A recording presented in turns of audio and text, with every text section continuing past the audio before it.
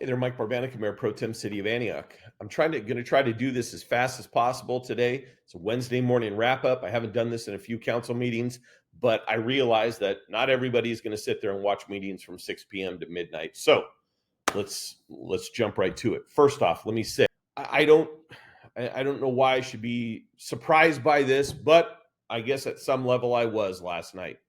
Rent stabilization well on its way. Majority of this council voted it in. I have been saying for months and months and months that if in fact we have people violating the law, the rent control law of the state of California, that we as a city should be working with the district attorney's office to go after those people. What happened last night and what's been happening with the council majority is that rent stabilization well on its way, but they reduced the amount that a landlord can raise rent substantially, a massive amount. Now, you may think this doesn't affect you, but let me tell you how it does. Since this went into effect, because California already has rent control laws that are very, very stringent, but we took it a big step further. And when I say we, it wasn't me because I didn't vote for this, neither did Councilmember Okerchuk. What did this do if you're a private landlord? It made it to where good luck ever investing to try to put money back into your property. Good luck ever doing fix-ups on property. Now, council majority would lead you to believe that, this is going to have no effect whatsoever. I've already been receiving calls from owners and landlords. One of them in particular that really caught my attention was a private owner who has worked for years to save up and buy a duplex downtown. He is extremely fair on his rent. He is extremely fair on making sure repairs are done, etc. But this has, and once a year, he would do a major project, windows, lawn, painting, whatever it is. That's done. That's over. So if you have a rental in your neighborhood that you're going to see over time gets worse and worse and worse, thank the council majority. What did the mayor do is from the dais, he used this opportunity to tell the public, instead of arguing that he wanted this in place, anybody that doesn't vote for this, and I'm paraphrasing, you shouldn't vote for them at the time of the election coming up in November. Seriously? That's what we're doing? We're now trying to intimidate people into their vote that if you don't vote for this, you should vote for another candidate. Obviously, people vote based on voting records of council members. But to use the dais for a political purpose, I thought was ridiculous. I stayed away from it. I'll talk about it here on video to you. I'll talk about it publicly, but I'm not going to go into a council meeting and try to sway the public on who they should vote for and who they shouldn't vote for. Again, how does this affect the corporate landlords in this case? They were wrong in what they were doing. And we as a city could have gone after them working with the DA's office. I reached out to a real estate attorney. That attorney told me exactly the steps to take. Nobody was interested in doing that. But what we did do was took your average everyday landlord who's going to be affected by this and made it to where that average everyday landlord now can't even keep up with inflation. So good luck on the rentals in your neighborhood. And I'm here to tell you, anybody who put your property values in your neighborhood in that position, those are the folks that you should really consider when you go to the polls in November, playing this game with your neighborhood, your property values, your finances, for lack of a better term. Are all landlords good? Nope. There are horrible landlords out there, just like there are horrible elected officials, just like there are in any group. There's horrible police officers, horrible painters, etc. But to use this from the dais as a political stunt is absolutely ridiculous. On to the next item. We started at 6 p.m. We went into closed session. Going into closed session, I can't talk about that other than what the city attorney announced in open session. And it was a 3-2 vote and a 3-2 vote to offer the interim city manager a new contract. I did not vote for that. I cannot speak for anybody else as far as why they didn't vote for that. But I will tell you that I did not support that motion. I cannot get into, because of closed session rules, I cannot get into why I did not support that.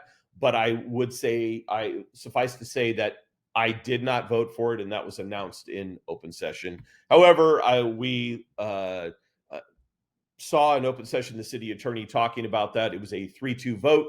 And what the vote was for last night was directing the city attorney to prepare a contract for the interim city manager to become the permanent city manager.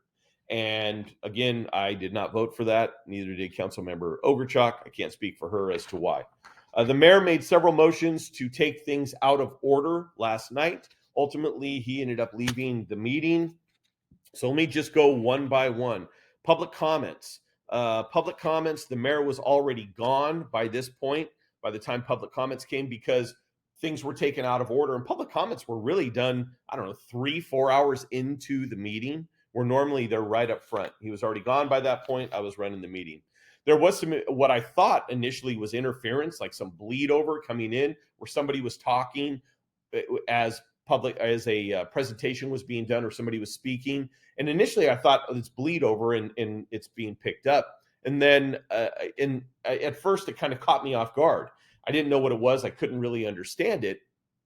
And then as this continued, the city clerk looked over and her mic was off, and she said to me, "It's the mayor."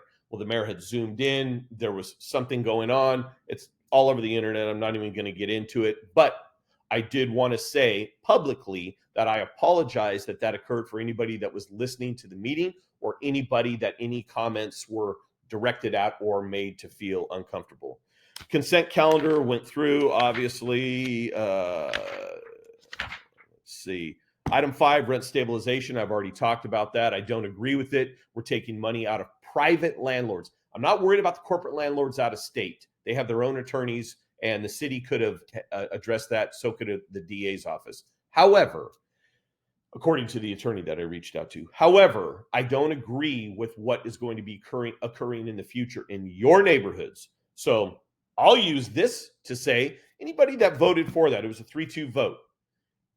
If somebody is going to vote for something, I respect that. But using this for political purposes from the dais, I disagree. Public hearing to review accomplishments of CDBG monies. That was at the end of the meeting, even though it was item 6. It was at the very end of the meeting. It was one of the last, I think it was the last item. And during that, we got an update from Terry House on CDBG money. That was a public hearing. Next one, public hearing on cannabis coming to Summersville Road. On the heels of what occurred the other day with the sideshow that I talked about, my feeling is we've had enough new cannabis businesses coming into town, even though that's in my district. I did vote against that. It passed 3-2 with the mayor, Councilmember Wilson, Councilmember Torres Walker voting for it, myself, Councilmember Ogerchuk voting against it. Next item, permit for Delta Viewing Nursery to expand. And I talked to the applicant on that, and specifically, it's not a new dispensary. They're expanding the growing and cloning of cannabis to be sold within their own stores. So they already have an existing, and they're expanding out. And so that passed 5-0. It's not a new one coming in. I have not supported new one. I do not support new ones at this point coming into our community. I think we have too many of them. Traffic calming. Traffic calming was a discussion. The mayor was not present for that, and it was the 4 of us remaining. We got a presentation, or we spoke with one of the directors, John Samuelson, who talked to us about things that are occurring. My thought on traffic calming is James Donlin Boulevard. James Donlin is a problem. It's a big problem. And what I asked was for the city to look at stats, fatal accidents, traffic collisions that are not fatal accidents, the radar surveys, and citations. John Samuelson informed us that he is already doing that, which I'm glad he is. and that they will have something coming back to council. I am a fan of roundabouts to slow traffic down, but I'm not an engineer.